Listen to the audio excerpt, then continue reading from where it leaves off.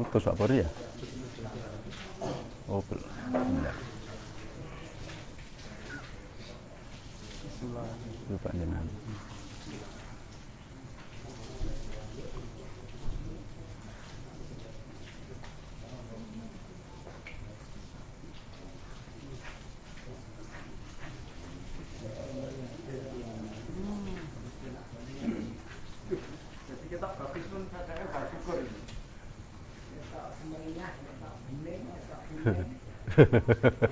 Kita apa nih? Aku dengar arek nganggo seragam lali ya wah pedorek kok tuku seragam ra dinggo. Iki nganggo seragam kancane gak gerti aku kok awang dhewe anak dene ra kompak. Ini Pak. Nggih, Mas. Tapi diring ning ngeten. Oh iya, betul. Nggih, ngoten.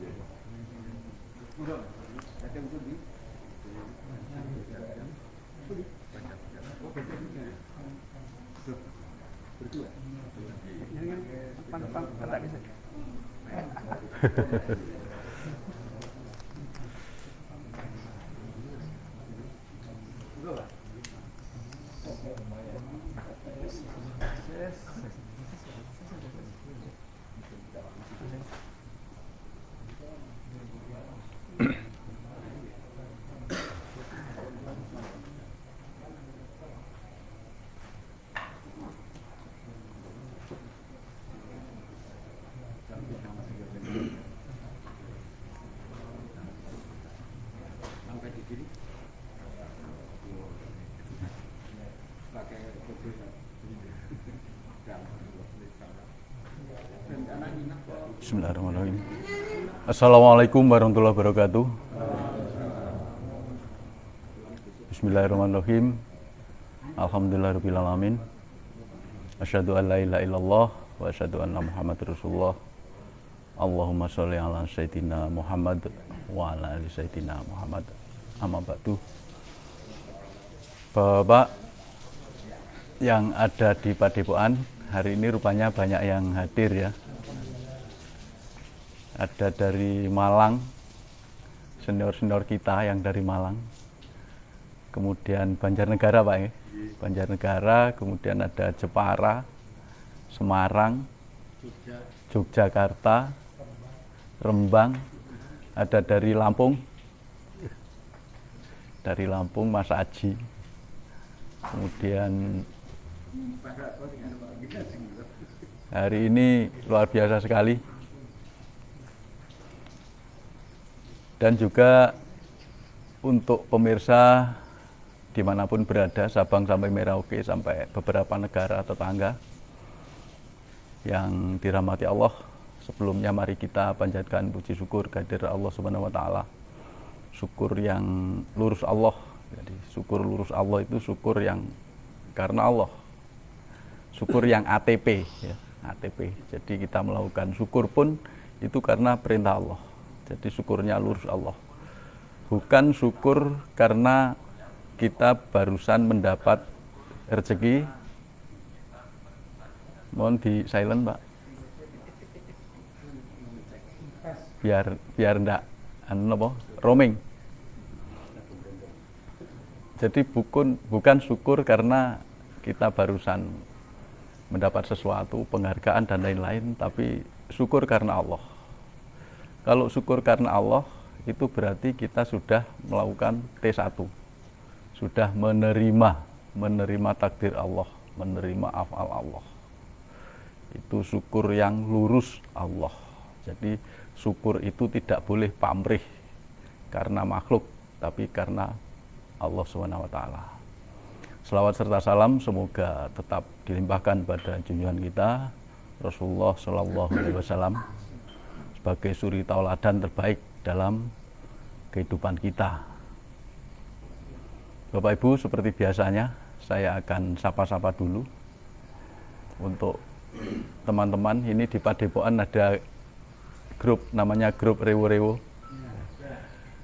Jadi grup Rewo-Rewo ini isinya kita ber-DN ya, sadar Allah, ATP, tapi kita santai-santai. Santai-santai saja. Jadi membahas sesuatu dengan ya serius, ya guyon itu. Makanya namanya grup Rewo-Rewo. Nggak ngerti saya artinya apa. Kemudian juga Bapak Ibu yang ada di sini semuanya, saya ucapkan selamat pada Bapak-bapak semua yang telah berbaiat di hadapan Allah, di hadapan Rasulullah, dengan disaksikan oleh Bapak Setio Purwanto, yang mana dengan baiat ini, ya tadi saya tanya pada saudara kita ya, salah satu, gimana Pak rasanya baiat? Seperti akad nikah. Jadi oke, saya ucapkan selamat menempuh hidup baru. Jadi ibaratnya kita mulai saat ini komitmen pada Allah, pada Rasulullah untuk berhijrah di jalan yang lurus Allah. Nah, ini adalah awal momentum yang tepat kita memulai hidup baru untuk meluruskan ketauhidan kita di hadapan Allah Subhanahu wa taala. Kemudian juga untuk Bapak Ibu yang ada di Aceh, Medan, kemudian ada di Riau, kemudian ada di Palembang, ada Pak Afrizal, ada Pak Azairin, dan teman-teman yang ada di Lampung. Di Lampung ini banyak sekali di Lampung. Saya sampai nggak hafal satu persatu. Kemudian di Jakarta ini besar sekali. Di Jakarta, Bekasi, Depok, Cipanas, kemudian daerah Menteng, ya, Condet, dan lain-lain. Terutama pada Bapak Habib Khairul Anam sebagai koordinator daerah Condet, sebagai support yang luar biasa, yang telaten membina jamaahnya di daerah Jakarta dan sekitarnya. Kemudian Pak Maliki Ramli, beliau luar biasa sekali juga dalam menjalankan ATP. Kemudian ada A. Yusuf, ini yang masih muda, mobilitasnya tinggi sekali. Jadi beliau hampir sama seperti saya backgroundnya ya. Jadi backgroundnya itu ya karena dapat hidayah lah, ya, karena dapat hidayah, daya Allah yang turun pada beliau akhirnya bisa berubah 180 derajat.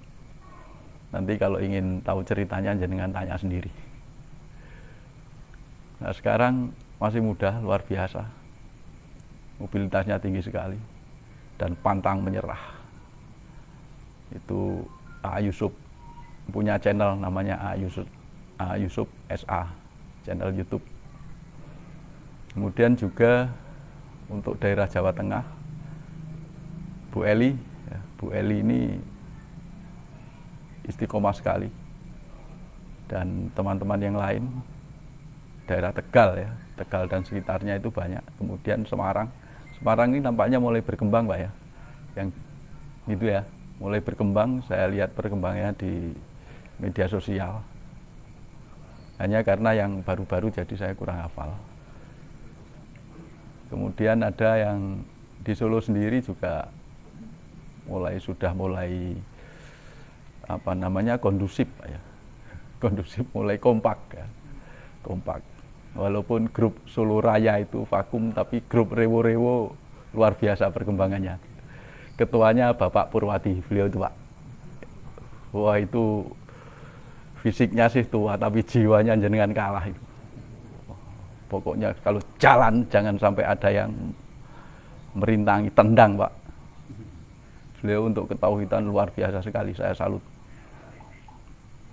Pantang menyerah. Kemudian Jawa Timur, ini grup Malang, ada Pak Nur, ada Pak Ali Wafa, ada Pak Teguh Inspirator, Facebooknya Teguh Inspirator. Beliau luar biasa sekali. Beliau termasuk senior-senior kita yang barusan juga ikut berbaiat. Kemudian Pak Kamai Gresik, ya, Pak Kamai ini koordinator yang luar biasa dalam mengkoordinir jamaahnya, Pak Kamai. Beliau mendapat julukan Gubernur DNSA Gresik. Ya, jadi satu-satunya gubernur di DNSA itu ya Pak Kamai, Kamai Simatupang, walaupun presidennya tidak ada, tapi gubernurnya ada. Itu Surabaya, ada Pak Ade juga, ada Habib Jamal, kemudian satu lagi Habib siapa itu ya? Saya lupa. Siapa Pak Habib siapa di Surabaya itu? Mas Beken yang kenal. Ya. Ya maaf Habib, saya lupa. Beberapa kali ketemu dulu. Kemudian di Tulungagung, ini ada Ki Lurah ya. Ini nonton bersama lagi nobar di padepokannya, namanya Padepokan White Spiritual. Beliau backgroundnya, maaf Ki Lurah, saya ceritakan sedikit ya. Beliau backgroundnya itu dengan sekarang itu kebalikannya 180 derajat. Wis saenek-eneke sing elek dilakoni kabeh. Ya, itu intinya begitu. Tapi ketika mendapat hidayah di jamaah DNSA, ya, beliau langsung mendirikan Padepokan White Spiritual. Karena ketika awal beliau memulai sadar Allah, banyak keajaiban yang terjadi pada beliau. Bahkan Bapak Kiai yang ada di Tulungagung sekarang juga lagi nonton, itu sembuh dari sakitnya dengan DNSA. Alhamdulillah Allah menyembuhkan. Yang menyembuhkan bukan DNSA-nya, yang menyembuhkan Allah. Itu Allah sembuhkan. Dan ya, semoga Tulungagung bisa berkembang dengan cepat ya. Kemudian ada dokter selamat itu di Kediri, Mbah Yayin. Di Banyuwangi itu asal saya Pak. Itu juga mulai berkembang, tapi saya belum bisa koordinir dan juga belum ketemu. Tapi saya pantau di media sosial, Banyuwangi juga mulai banyak yang sadar Allah ya. Mulai sadar Allah, grup-grup sadar Allah itu mulai dibuat. Beliau sendiri yang buat grup sadar Allah. Kemudian di Bali ada Mas Pujiono dan kawan-kawan, ada grup DNSA Bali, ada di Lombok berkembang, kemudian di Makassar itu di Bontang ada Mas Aryawan. Ya, saya tunggu kedatangannya tahun depan Mas Ari. Kemudian di Papua sampai Papua, ini Maluku ada sampai Papua Pak. Kemudian ada jamaah di Brunei juga ada, di Singapura, di Malaysia. Di Malaysia ini yang konsisten ya. Ada Pak Azam dan kawan-kawan yang beberapa kali pernah ke Padepokan. Dan jamaah-jamaah di beberapa negara yang lain, di Saudi juga ada. Itu. Semoga kita semua mendapat rahmat Allah SWT dan ke depan selalu mendapat hidayah dari Allah SWT. Bapak, Ibu-ibu, jadi DNSA ini satu spiritual Islam ya. Jadi kita spiritual Islam, maka pedoman kita hanya dua, Al-Quran dan Sunnah Rasul dan hadis ya. Itu pedoman kita itu. Jadi apapun model perjalanan kita itu harus kita cross check dengan Al-Quran, baik ayat yang qauliyah maupun yang qauniyah.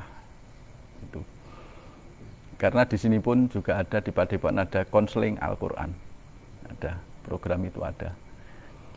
Jadi sadar Allah itu merupakan satu pondasi ya, sadar Allah satu pondasi yang harus ada Pak.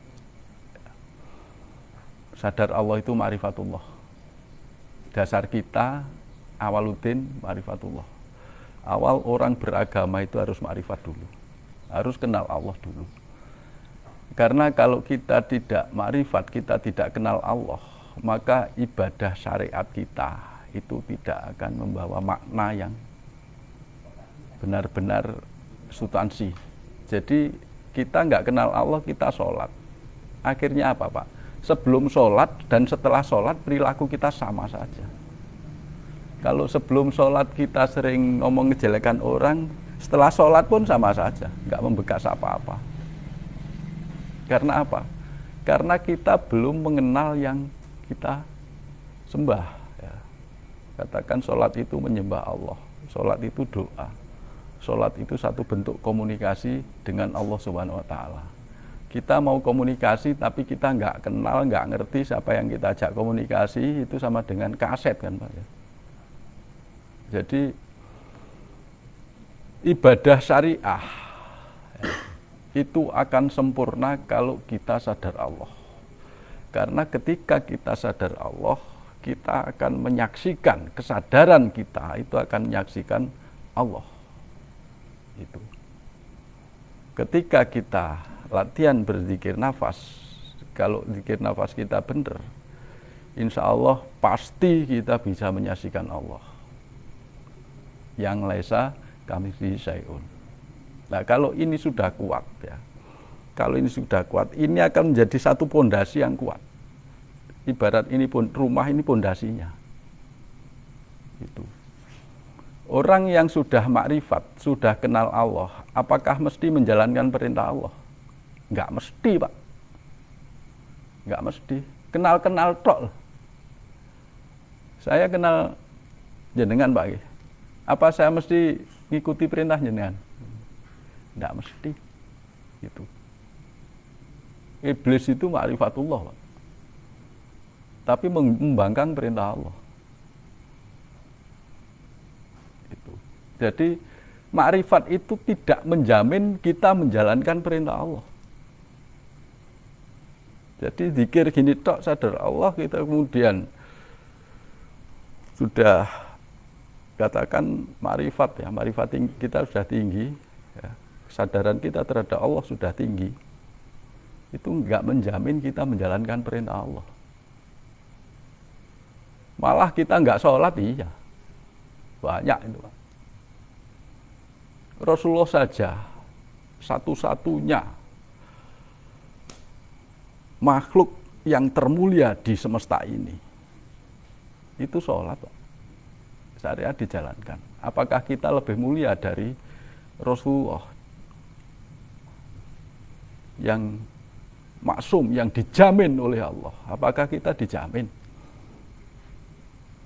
Nah, maka Rasulullah itu contoh yang terbaik dalam kehidupan kita. Nah, ketika kita sudah pondasinya sudah kuat, maka baru ibarat rumah kita bangun dindingnya, Pak. Tiang-tiangnya kita bangun. Dindingnya kita bangun. Dengan apa? 3T. 3T. Tasbih, tahmid, takbir. Salah satu ciri kekasih Allah adalah menerima. Itu. Tidak ada kekasih Allah yang tidak menerima takdir Allah, tidak menerima sifat-sifat Allah, tidak menerima afal Allah. Tidak ada. Apapun perbuatan dari Allah, itu mutlak kebenarannya, mutlak.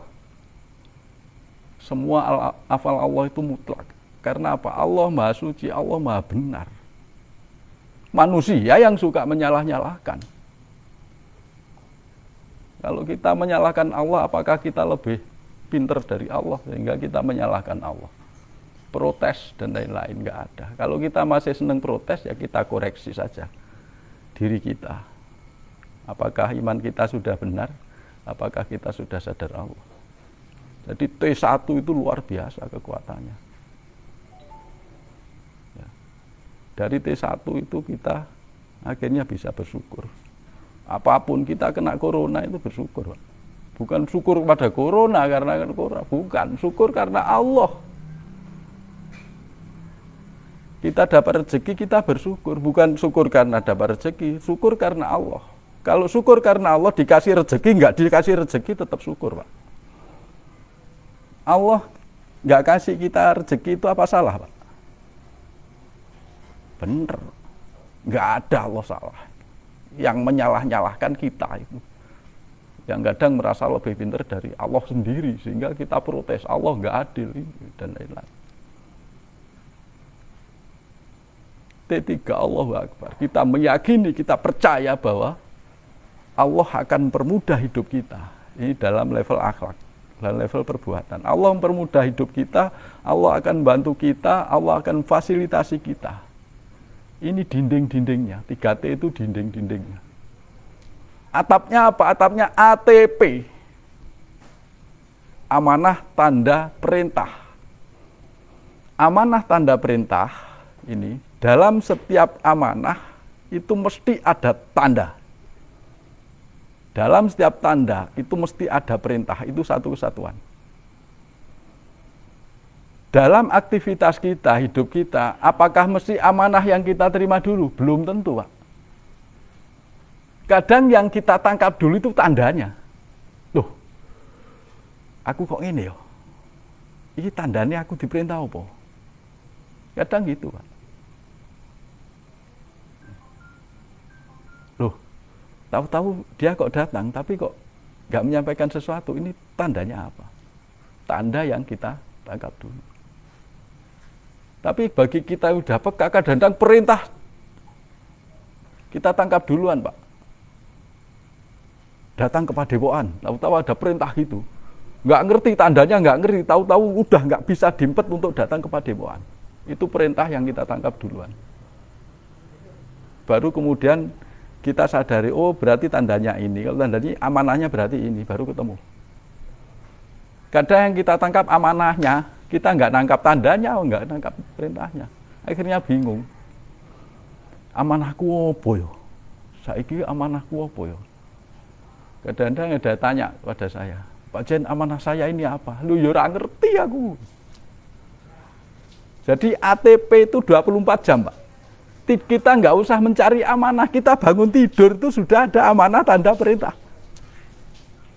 Bangun tidur, amanahnya badan kondisi kumal. Kumal itu tanda.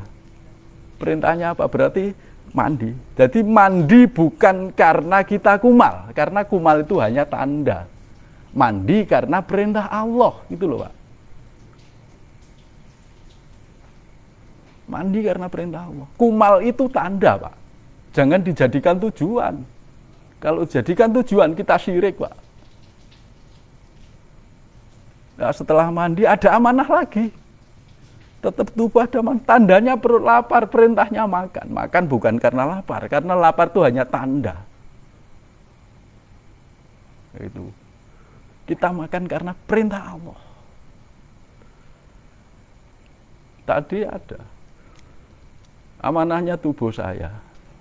Tandanya dipersilahkan Pak Pur, tanda, Pak. Perintahnya Allah, apa? Allah memberikan perintah saya untuk makan, walaupun saya nggak lapar, nggak begitu lapar. Tapi kalau sampai jam 12 ya kelaparan gitu. Jadi tanda, beliau itu memberikan tanda. Beliau ngomong seperti itu dari Allah, Pak. Memberi tanda pada saya sehingga saya segera makan. Itu maka karena tanda itu kadang yang kasar ini bisa kita rasakan secara fisik, kadang tidak bisa kita rasakan secara fisik. Itu tanda yang halus, yang lembut, yang ngerti kita sendiri. Maka dari itu kita berlatih zikir nafas ini salah satunya agar kita peka terhadap tanda. Dari T3 tadi, Allahu Akbar. Kita yakin, kita percaya Allah membantu kita. Membantu apa? Mempermudah menjalankan amanah, memberi solusi dalam menjalankan amanah. Jadi kalau kita kerja jangan cari duit. Dagang itu bukan cari uang. Uang itu hanya hadiah yang pasti dikasihkan oleh Allah. Jadi dagang karena apa? Karena kita menjalankan perintah Allah. Rugi, untung, itu sudah urusan Allah. Kita nggak usah mikir, Pak, jadi nggak pernah pusing.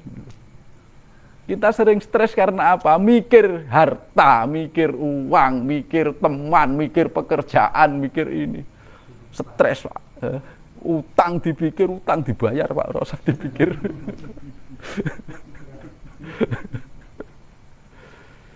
Jadi amanah itu terus, Pak. Amanah itu seiring dengan turunnya ilham. Ilham Allah itu turun 24 jam, Pak.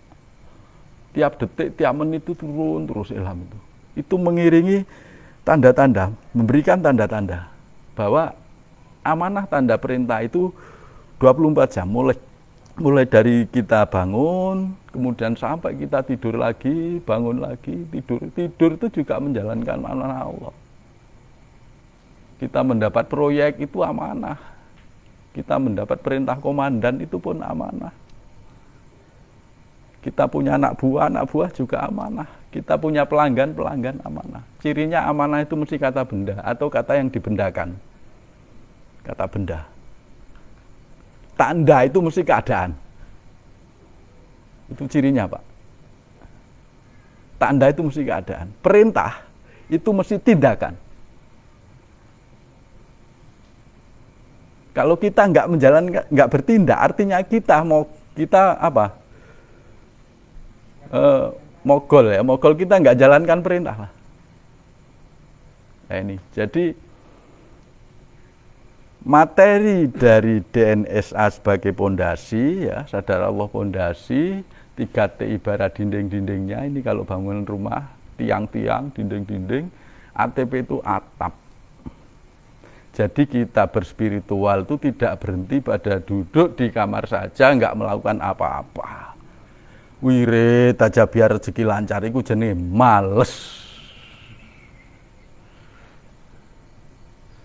Rezeki lancar dongane apa iki wirid sekian ribu kali. Jenengan wirid sekian ribu kali wirid tok. Dijamin tidak dapat apa-apa, malah kelaparan. Allah menjamin rezeki kita. Oh, Allah menjamin rezeki kita nggak usah nyari, kita tinggal jalankan perintahnya aja, cukup. Itulah namanya makom tajrid. Orang golek duit tapi duit teko dhewe. Karena apa? Kita menjalankan perintah Allah. Itulah orang yang muttaqin, orang yang takwa, itulah kekasih-kekasih Allah. Ini Bapak dan Ibu-ibu yang ada di mana saja. Ini sekejar, kalau di YouTube namanya intro.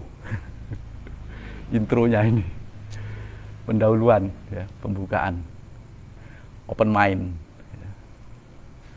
Untuk kita mengikuti penjelasan dari Bapak Setyo Purwanto yang akan menjelaskan lebih jauh tentang jiwa yang fana, ya,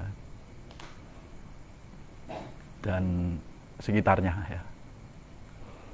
Beliau, kalau saya gayanya begini, beliau gayanya begitu kan pas, Pak, ya. Nanti kalau saya sama dengan Pak Pur, ayo Pak Bejo podo karo Pak Pur malah podo, bosen. Jadi saya gayanya beda lah, ben variasi. Karena saya bisanya ya seperti ini. Suruh niru Pak Pur nggak bisa, Pak. Dalam segala hal lah. Wis dadekne ngene diterima, Pak. T1. Itu saja, saya mohon maaf. Wallahu a'lam bishawab. Assalamualaikum warahmatullahi wabarakatuh.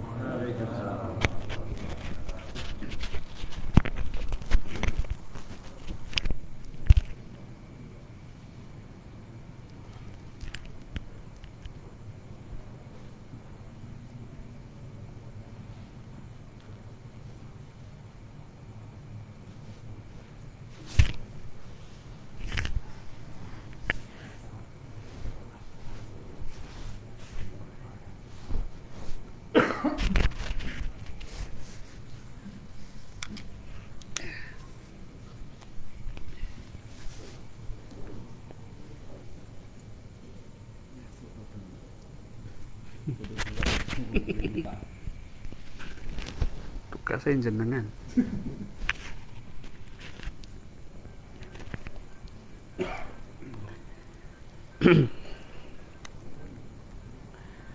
Baik, bismillahirrahmanirrahim.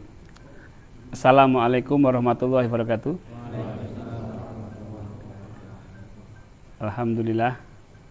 Alhamdulillahirabbil alamin. Shalatu wassalamu ala asrofil anbiya'i wal mursalin wa ala alihi wa sahbihi wa sallim ajmain. Bapak-bapak yang hadir di Padepokan pada malam hari ini dan Mbah Bejo yang telah memberikan opening, Bapak Ibu yang hadir di online baik di YouTube maupun di Facebook. Alhamdulillah kita masih diberikan kesempatan oleh Allah Ta'ala untuk itu suaranya dimatikan aja.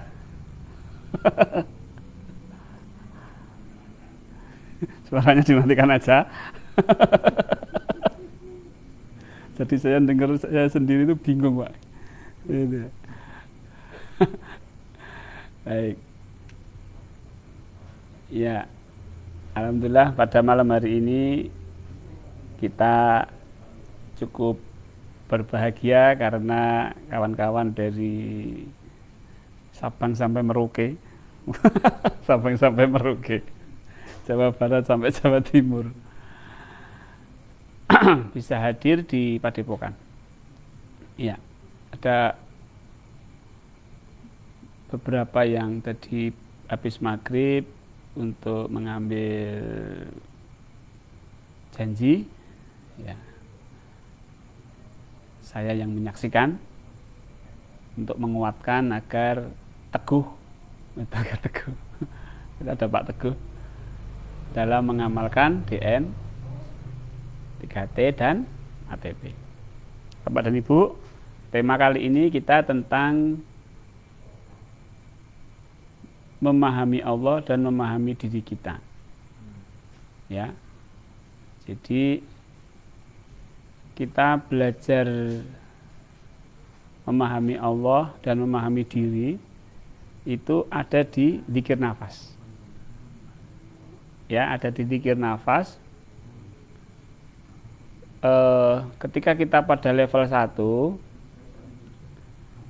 ya, di level 1 itu kita meluaskan kesadaran, meluaskan, ya. Jadi meluaskan ini mungkin sering dikupas juga, berbeda dengan keluar. Jadi jasad ini bukan keluar masuk, tapi kita meluaskan. Karena jiwa itu ya luas. Jiwa itu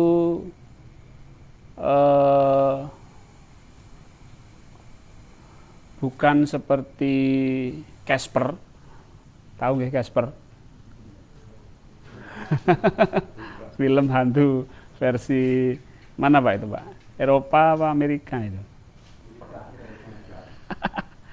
Ya, kita bukan, jiwa kita tidak seperti Casper di mana wadahnya adalah jasad. Tapi jiwa kita itu tidak berbentuk. Dan jiwa kita itu tidak bertempat. Nah, kenapa kok kita itu merasa diri kita ini adalah tubuh kita? Yaitu salah kita sendiri, kenapa kita membatasi bahwa diri kita itu hanya sebatas tubuh. Ya, kenapa diri kita itu sebatas tubuh, itu salah kita. Kesalahan yang harus kita perbaiki. Maka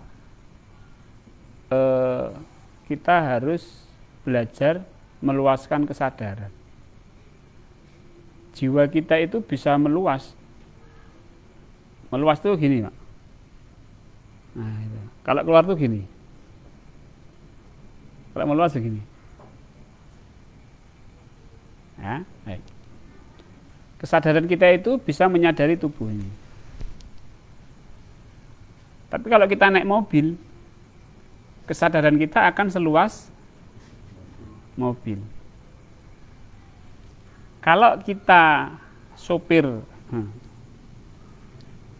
di foto dulu, cepat Mbak Jen. Tugasnya Pak Bejo itu, Mbah Bejo itu moto saya.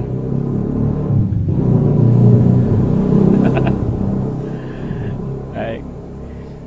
Jadi kalau kita menjadi sopir atau pilot pesawat, maka kesadarannya akan seluas pesawat. Kalau kita seorang nahkoda kapal pesiar yang besarnya itu segitu besar, maka kesadaran kita juga akan meluas sebesar. Nah, di dalam Islam kita diajarkan untuk meluaskan kesadaran. Kuhadapkan wajahku kepada wajah yang menguasai langit dan bumi. Artinya apa? Kesadaran kita harus meluas sampai alam semesta tak terbatas. Lalu kita jangan berhenti di situ, tapi menyadari yang menguasai alam tak terbatas tadi. Loh, seperti apa? Ya nggak seperti apa-apa. Betul nggak? Kalau alam semesta seperti apa? Ya seperti galaksi-galaksi, bintang-bintang kan gitu Pak. Tapi kalau yang menguasai alam semesta seperti apa? Tidak seperti apa-apa. Nah terus bagaimana? Ya enggak bagaimana-bagaimana. Nah terus wujudnya seperti apa? Ya tidak berwujud apa-apa. Jadi disitulah baru kita ma'rifat. Kalau kita masih melihat wujud Allah itu seperti tulisan alif lam lam ha, atau wujud Allah itu berupa cahaya, itu berarti masih berwujud cahaya, masih berupa cahaya. Yang menguasai cahaya itu loh siapa? Nah itu. Jadi kita itu harus dibalik ini apa? Dibalik ini loh Allah, dibalik ini. Nah itu adalah level 1 untuk mengenal, untuk makrifat kepada Allah. Jiwa kita menyadari, mengenal Allah yang tidak berupa apa-apa. Laisa kamislihi syai'un. Nah ini level 1 gampang loh Pak. Ya enggak? Coba menyadari alam tak terbatas bisa. Itu pasti diikuti pikiran. Pikirannya pasti nanti akan mengikuti dengan bayangan alam semesta. Tapi ketika kesadaran kita masuk kepada yang menguasai alam semesta, kesadaran kita masuk kepada yang menggerakkan alam semesta, kesadaran kita masuk kepada yang menghidupkan alam semesta, pikiran bisa ngikuti nggak? Pikiran nggak bisa ngikuti. Nah itulah yang betul. Itulah yang dimaksud dengan laisa kamislihi syai'un. Kalau basa Jawane itu tan kena kinaya ngopo. Nah,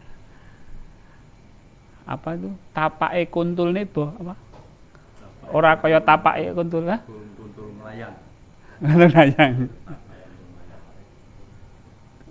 Tapake kuntul melayang. Atau nek wong Jawa ngarani to. Kowe nek pengen kenal Gusti Allah, golek ana susuhe angin. Lho, susuh manuk ketok, Pak. Ning dhuwur wit to. Susuhe angin. Angine wis ora ketok, susuhe meneh. Nah, gitu. Jadi basa Jawa itu ya mengarahkan kita kepada yang menguasai alam semesta. Saya ngecat Lombok. Nah. Sing nguyai segara saya ngecat Lombok. Jadi kita harus masuk ke kesadaran seperti itu, Pak. Itu makrifat. Gampang ya, Pak ya, makrifat ya. Itu makrifat loh, belum taat loh, masih makrifat. masih mengenal.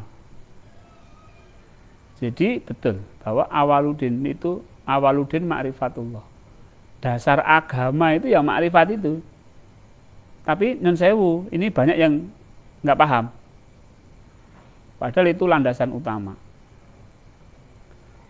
Nah, sebenarnya inilah starting awal untuk kita sholat, zikir,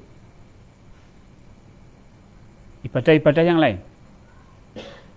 Ketika Bapak Ibu menjalankan sebuah wiridan, entah itu wirid di Toreko atau wirid dapat ijazah dari kiai, itu kesadarannya harus masuk ke situ, baru baca.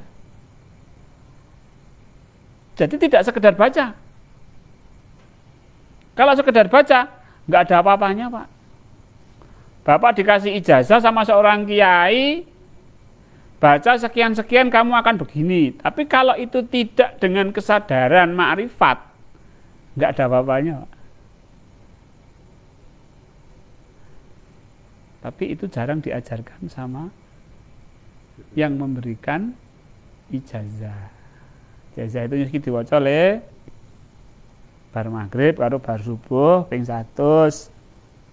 Nah, tak ijazahi halal. Tapi tidak diberitahu kesadarannya letaknya di mana.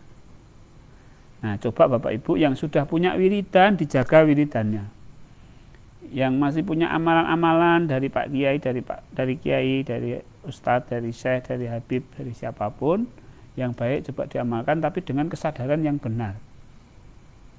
Ya, sehingga bacaan itu akan memberikan sebuah dampak psikologis dan dampak-dampak yang lain.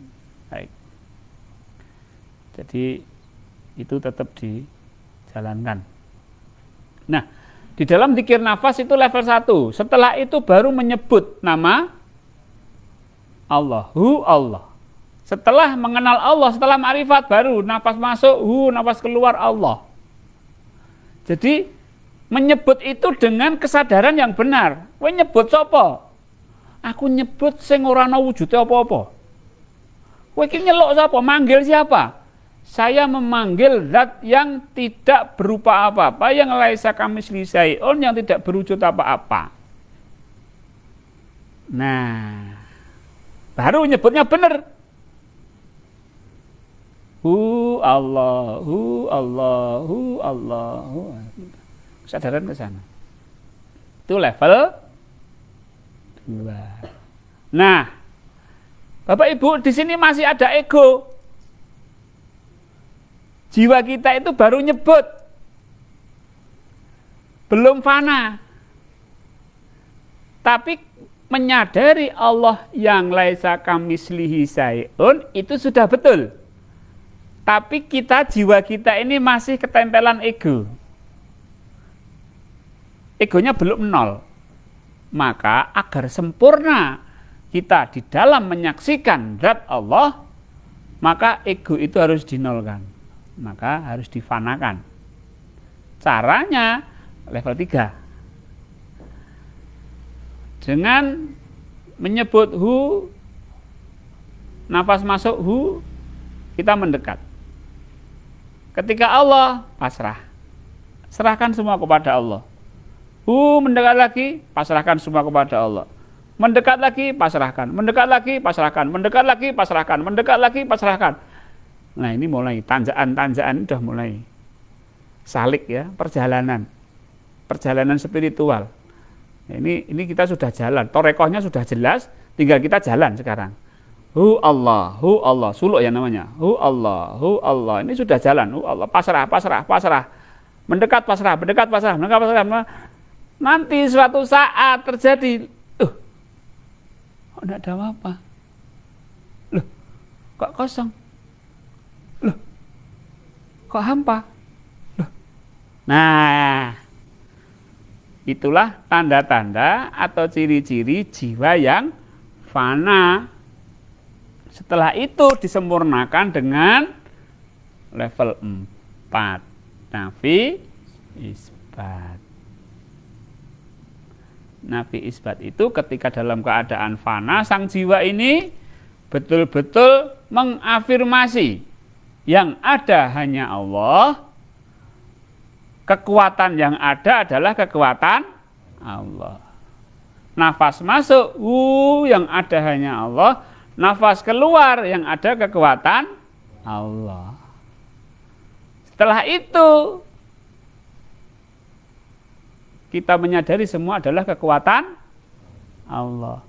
Maka kita masuk di dalam kekuatan itu,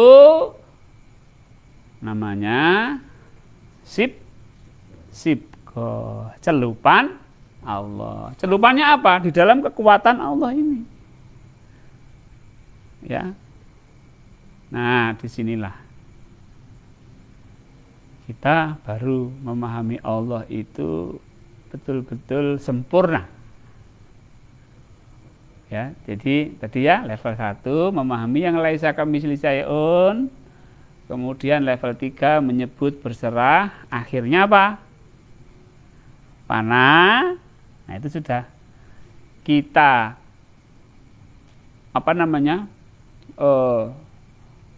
mendekat atau kita menyadari yang tidak berwujud apapun dengan jiwa yang kosong, dengan jiwa yang fitrah, kan sudah sempurna,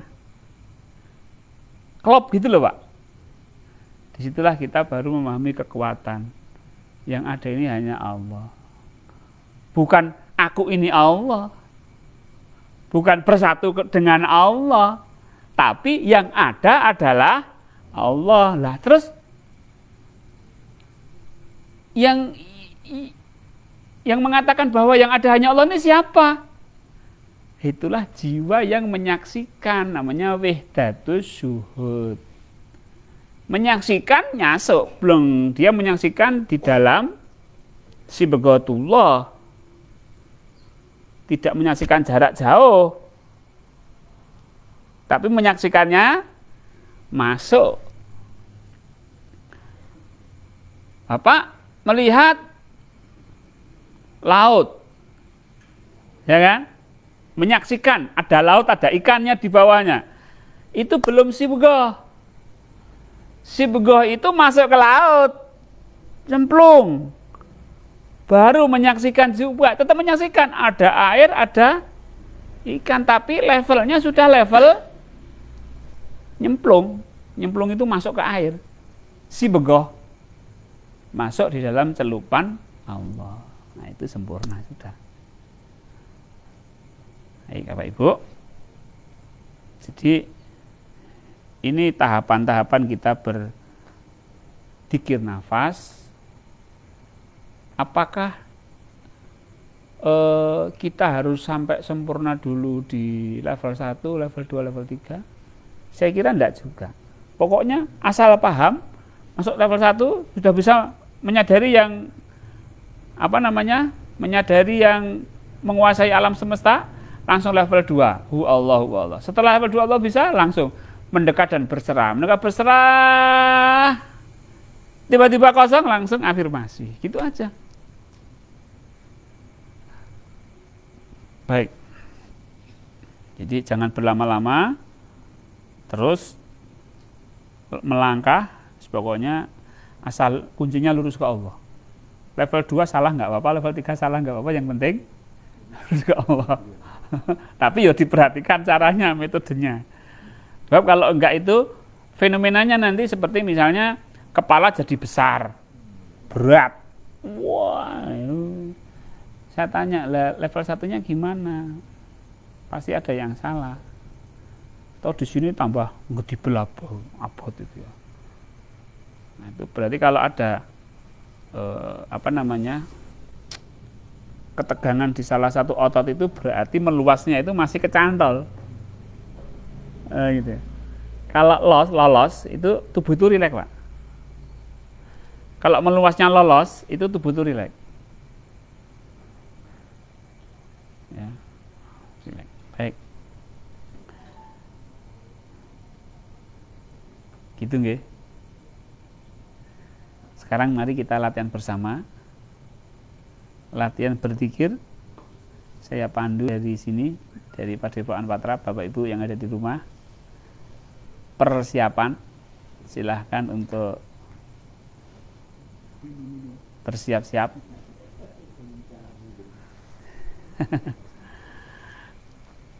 Boleh bersandar, boleh bersila, boleh duduk timpuh. Ya, monggo yang mana aja.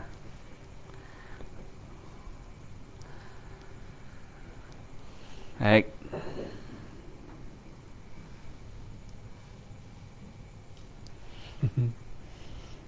Oke. Yang komen banyak.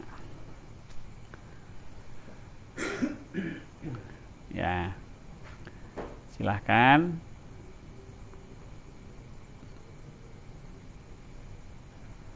Kalau kita mulai, usahakan tidak bergerak. Ya, sampai latihan nanti selesai. Biar apa? Biar kita bisa beralih dari jasad ke jiwa. Kalau tubuhnya masih susah. Ya, biar ini jadikan patung aja lah. Nanti jiwanya meluas. Baik. Mari Bapak-bapak dan Ibu, kita niatkan dengan niat yang lurus ke Allah, dengan niat yang ikhlas, tidak ada tujuan lain selain ke Allah.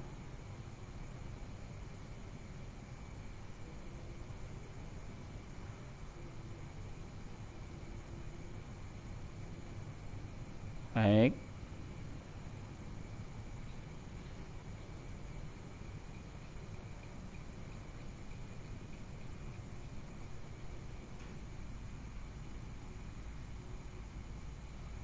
Mari kita menyadari nafas kita,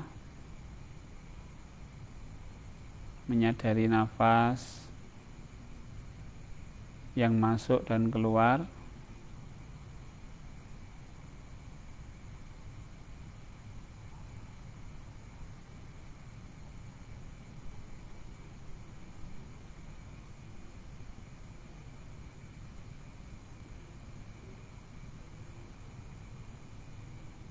Baik. Coba kita sadari tubuh kita. Kan dari nafas meluas ke tubuh.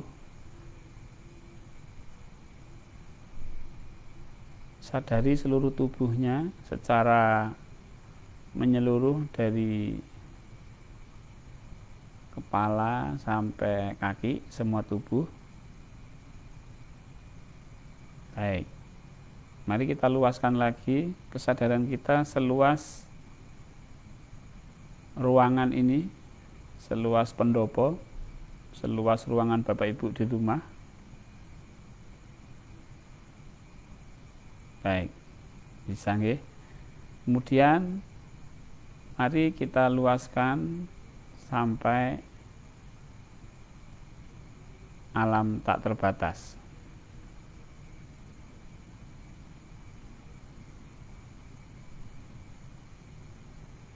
Alam raya tak terbatas. Baik. Nah, kita akan menyadari setelah alam tak terbatas, kita akan menyadari yang menguasai alam tak terbatas.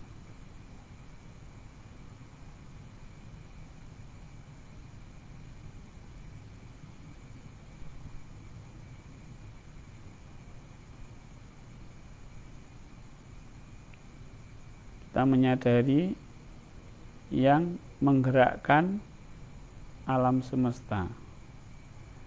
Kita menyadari yang menghidupkan alam semesta.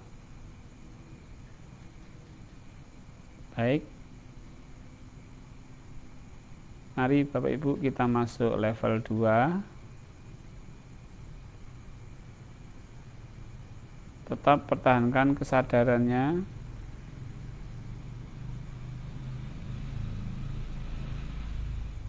Kita panggil, kita sebut ketika nafas masuk nafas keluar Allah. Nafas masuk nafas keluar Allah.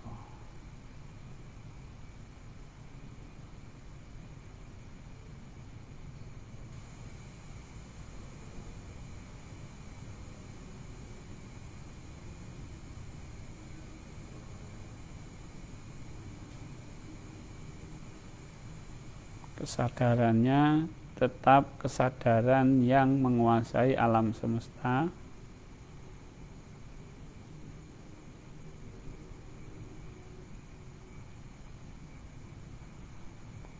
tapi hati kita menyebut nama Allah setiap nafas keluar dan menyebut hu ketika nafas masuk.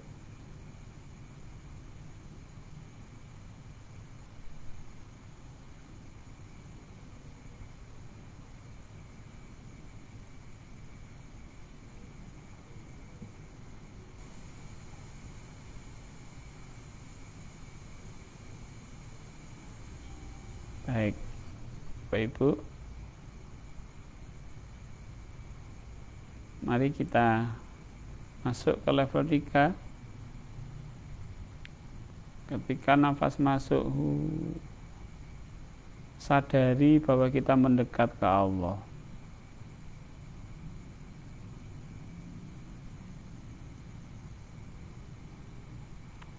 Ketika nafas keluar, kita menyebut Allah dalam hati.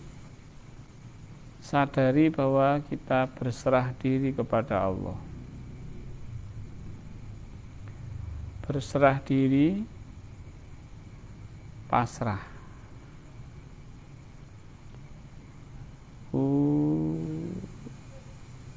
Mendekat kesadarannya. Ketika Allah, kesadarannya berserah.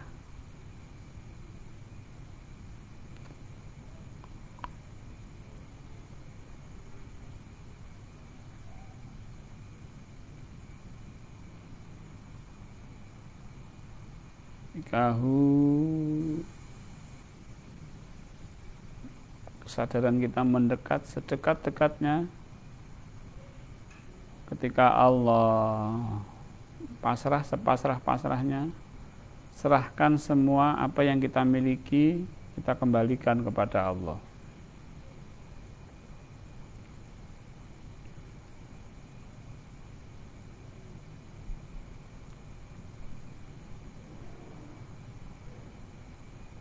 Baik Bapak Ibu,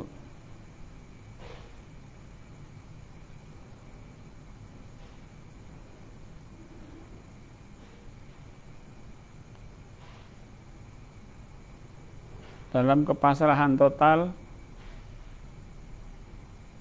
kita akan mengalami kefanaan atau hilangnya rasa kepemilikan.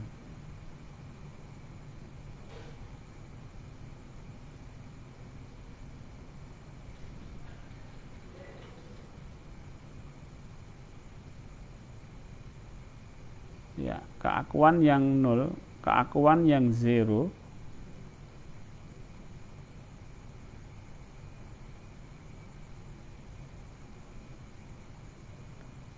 ketika kita sudah mengalami keadaan zero, misalnya dengan keadaan kosong, hampa, maka segera ikuti dengan DN level 4, yaitu nafi isbat. Yang ada hanya Allah, yang ada hanya kekuatan Allah.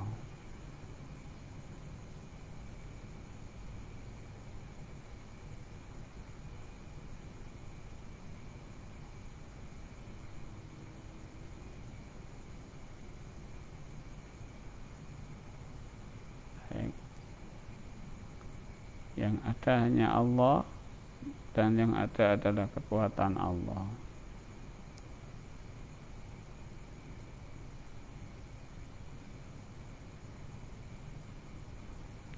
Terus afirmasi, yang ada adalah kekuatan Allah.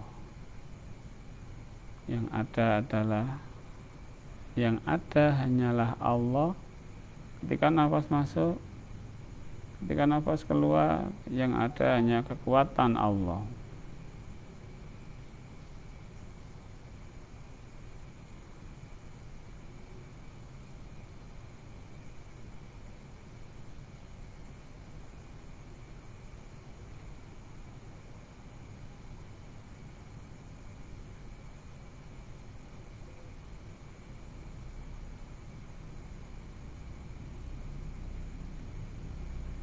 Baik.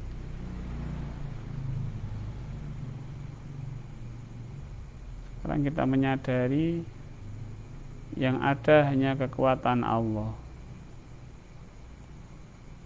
Maka jangan hanya menyaksikan, tapi kita menyaksikan dan menceburkan diri di alam kesaksian kita. Allah. Allah. Allah.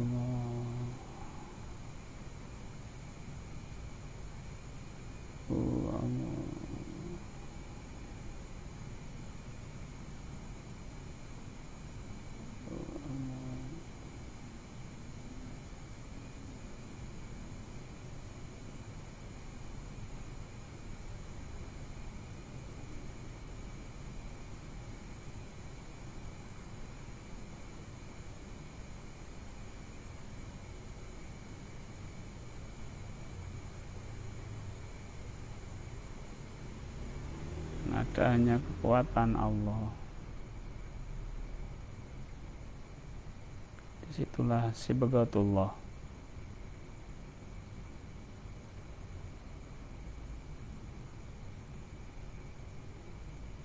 Bapak Ibu, di alam sibghah inilah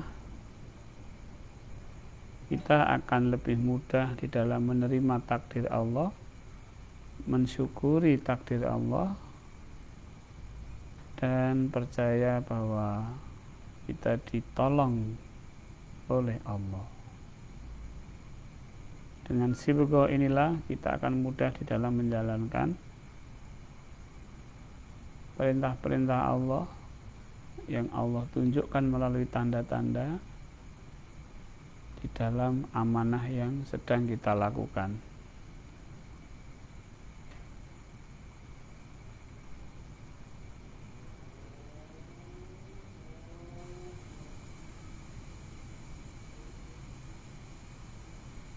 Baik, Bapak dan Ibu,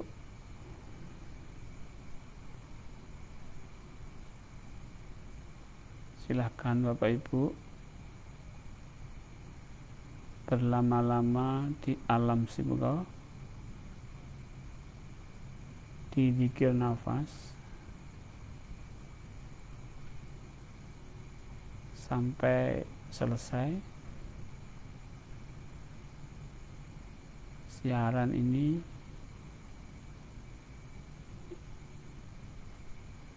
Akan saya akhiri.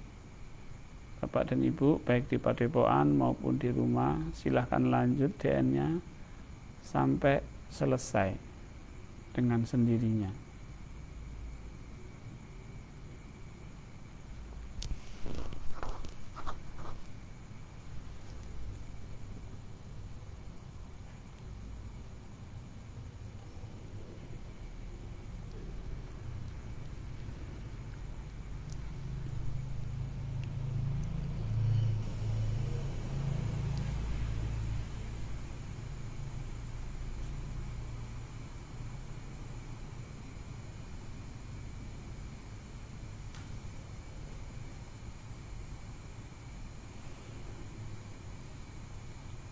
Gunakan untuk sujud biar kesemutannya cepat hilang, kemudian stretching, kemudian kendorkan, stretching lagi, kendorkan lagi, insya Allah kegeringgingan atau kesemutannya hilang.